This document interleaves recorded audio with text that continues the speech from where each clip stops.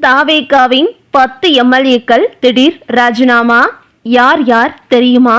பதற்றத்தில் தாவேகாவினர். அதாவது தாவேகா ஆட்சி அமைத்ததிலிருந்தே பலவிதமான குளறுபடிகளும் குழப்பங்களும் தற்போது அரங்கேறி வருவது அனைவருக்கும் தெரிந்ததே. அதிமுகவில் தேர்தலுக்கு பிறகு எடப்பாடி பழனிசாமி மற்றும் சி.வி. சண்முகம் என இரு அணிகள் செயல்பட்டு வந்தது. இந்த நிலையில் சி.வி. சண்முகத்தை தவிர அவரது அணியில் இருந்த பலரும் தற்போது எடப்பாடி பழனிசாமியை சந்தித்து ஆதரவு தெரிவித்துள்ளனர். இதனிடையே இன்று தமிழக வெற்றி கழகத்தின் முதல் சட்டமன்ற கூட்டத்தொடர் தொடங்குகிறது. தேர்தல் வாக்குறுதிகளை நிறைவேற்றவில்லை, சட்டம் ஒழுங்கு மற்றும் பாலியல் வன்கொடுமை சம்பவங்கள் அதிகரிப்பு போன்ற சம்பவங்களை கண்டித்து திமுக, அதிமுக, பாஜக உள்ளிட்ட எதிர்க்கட்சிகள் தாவேகாவை விளாசி தள்ள காத்திருக்கின்றனர். இந்த நிலையில் விழுப்புரத்தில் உள்ள தனது அலுவலகத்தில் விழுப்புரம் மாவட்டத்தைச் சேர்ந்த ஆதரவாளர்கள், ஒன்றிய நகர மற்றும் பேரூர் கழக நிர்வாகிகளுடன் சி.வி. சண்முகம் ஆலோசனை நடத்தியதாக கூறப்படுகிறது. அந்த கூட்டத்தில் தனது சட்டமன்ற உறுப்பினர் பதவியை ராஜினாமா செய்வதில் உறுதியாக இருப்பதாக அவர் தெரிவித்ததாகவும் கூறப்படுகிறது. மேலும், நான் எப்பொழுதும் அதிமுகவிற்காக உண்மையுடனும் அர்ப்பணிப்புடனும் செயல்பட்டு வந்துள்ளேன். ஆனால் பொதுச் செயலாளர் எடப்பாடி பழனிசாமியின் பிடிவாதமான அணுகுமுறை கட்சிக்கு நல்லதல்ல என்ற கருத்தையும் அவர் ஆதரவாளர்களிடம் தெரிவித்ததாக தகவல்கள் வெளியாகியுள்ளன. அதோடு தனது ராஜினாமா முடிவை மாற்றப் போவதில்லை என்றும், தன்னுடன் பயணிக்க விரும்புவோர் தொடரலாம், இல்லையெனில் தங்களது விருப்பப்படி செயல்படலாம் என்று நிர்வாகிகளிடம் கூறியதாக தெரிவிக்கப்படுகிறது. இன்று அவரை சந்தித்த விழுப்புரம் மாவட்ட நிர்வாகிகள் பலரும் தாங்களும் கூட்டாக ராஜினாமா செய்ய தயாராக இருப்பதாக தெரிவித்ததாகவும் கூறப்படுகிறது. இதன் பின்னரே தனது நிலைப்பாட்டை சி.வி. சண்முகம் தெளிவாக எடுத்துரைத்ததாக தகவல்கள் தெரிவிக்கின்றன. எடப்பாடி பழனிசாமி பொதுச் செயலாளராக பொறுப்பேற்ற பின்னர் நடைபெற்ற பல்வேறு தேர்தல்களில் அதிமுக தொடர்ந்து தோல்விகளை சந்தித்ததாகவும், அந்த தோல்விகளுக்கான காரணம் குறித்து பொதுக்குழுவை கூட்டி விவாதிக்க வேண்டுமென CV. Shanmugam, S P. Velumani, C. Vijayabaskar, MR. Vijayabaskar உள்ளிட்ட மூத்த நிர்வாகிகள் வலியுறுத்தியதாகவும் கூறப்படுகிறது.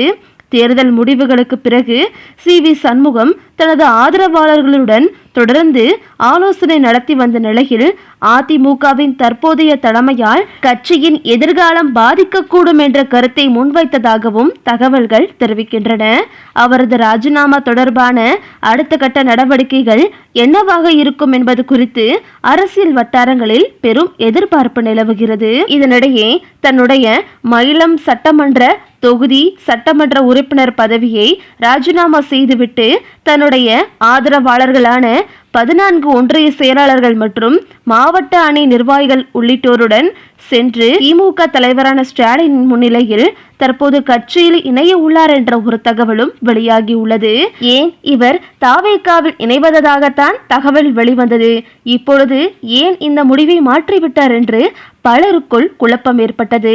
ஏனென்றால் அதிமுகவிலிருந்து பலரும் குதிரை பேரம் பேசப்பட்டு தாவேகாவிற்கு தான் கொண்டு செல்லப்பட்டனர். தற்போது சி.வி. சண்முகமும் தாவேகாவில் தான் இணைவார் என்று எதிர்பார்க்கப்பட்ட நிலையில் திடீரென ஒரு ட்விஸ்ட் அரங்கேறி உள்ளது. தமிழ்நாட்டில் தாவேகா தலைவர் விஜய் முதல்வராக பொறுப்பேற்று 1 மாதம் ஆகிவிட்டது. இதனையடுத்து காங்கிரஸ், கம்யூனிஸ்ட் கட்சிகள், இந்திய முஸ்லீம் லீக் யூனியன் மற்றும் விசிக ஆகிய கட்சிகளின் ஆதரவோடு ஆட்சி அமைத்தது தாவேகா. ஆட்சி அமைக்க போதிய பெரும்பான்மை கிடைக்காத போது தமிழக வெற்றி கழகத்திற்கு ஆதரவளித்த காங்கிரஸ், விசிக மற்றும் இந்தியன் முஸ்லீம் லீக் யூனியன் கட்சிகளை சேர்ந்த எம்எல்ஏக்களுக்கு அமைச்சர் பதவியை வழங்கியது தாவேகா. இதன்படி காங்கிரசுக்கு 2, இந்தியன் யூனியன் முஸ்லீம் லீக் மற்றும் விசிக ஆகிய கட்சிகளுக்கு தலா 1 அமைச்சர் பதவி வழங்கப்பட்டது. தாவேகா சார்பில் 31 எம்எல்ஏக்கள் அமைச்சர்களாக பொறுப்பேற்றனர். சபாநாயகர் ஜே.சி.டி. பிரபாகரை தவிர்த்து மீதமுள்ள 75 தாவேகா எம்எல்ஏக்களுக்கு பொறுப்புகள் எதுவும் வழங்கப்படவில்லை. இந்த நிலையில் தாவேகாவை சேர்ந்த 10 எம்எல்ஏக்கள் மாவட்ட செயலாளர் பதவி கேட்டு போர்க்குடி தூக்கியுள்ளனர். குளத்தூர் தொகுதியில் முன்னாள் முதல்வர் ஸ்டாலினை வீழ்த்தி வெற்றி வாகை சூடிய VS பாபுவிற்கு அமைச்சர் பதவி தரப்படாதது பெரும் விவாதத்தை எழுப்பியது. அமைச்சரவை பதவியேற்ற பிறகு இது தொடர்பாக தனது ஆதங்கத்தையும் வெளிப்படுத்தியிருந்தார் VS பாபு. இந்த நிலையில் தாவேகாவை சேர்ந்த 10 MLAக்கள் கட்சியில் மாவட்ட செயலாளர் பதவி கேட்டு வருகின்றனர். சட்டமன்ற தேர்தல் நடந்து முடிந்த பிறகு அதிமுக கட்சி மிகப்பெரிய இழப்பை சந்தித்து வருகிறது. குறிப்பாக அக்கட்சியை சேர்ந்த 4 MLAக்கள் தங்களது பதவியை ராஜினாமா செய்துவிட்டு தமிழக வெற்றிக் கழகத்தில் தங்களை இணைத்துக் கொண்டனர். மேலும் விளாத்திக்குளம் MLA சி. விஜயபாஸ்கர் தனது MLA பதவியை ராஜினாமா செய்தார். அடுத்து அவர் எந்த கட்சியில் இணையப் போகிறார் என்பது பெரும் பரபரப்பை கிளப்பியுள்ளது. தற்போது வரை அதிமுக MLAக்கள் 5 பேர் ராஜினாமா செய்தது உட்பட திருச்சி கிழக்கில் முதல்வர் விஜய் ராஜினாமா செய்ததையும் சேர்த்து மொத்தம் 6 சட்டமன்ற தொகுதிகள் காலியாகி இருக்கின்றன. பெரும்பாலான அதிமுக நிர்வாகிகள் தாவேகாவில் இணைந்துள்ள நிலையில் அதிமுக பொதுச் செயலாளர் எடப்பாடி பழனிசாமி பெரும் அதிர்ச்சியில் உறைந்துள்ளார்.